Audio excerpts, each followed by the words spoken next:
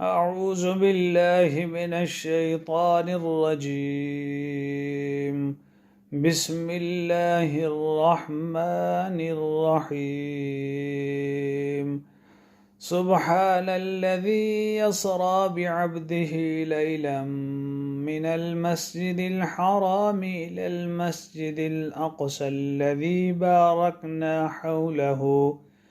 باركنا حوله لنريه من آياتنا إنه هو السميع البصير. وآتينا موسى الكتاب وجعلناه هدى لبني إسرائيل ألا تتخذوا من دوني وكيلا ذرية من حملنا مع نوح إنه كان عبدا شكورا.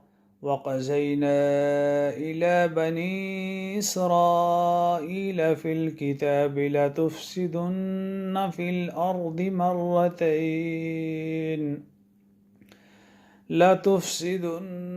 الأرض مرتين ولتعلن علوا كبيرا.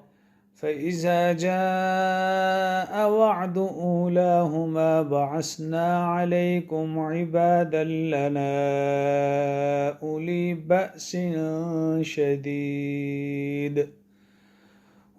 بأس شديد فجاسوا خلال الديار وكان وعدا مفعولا.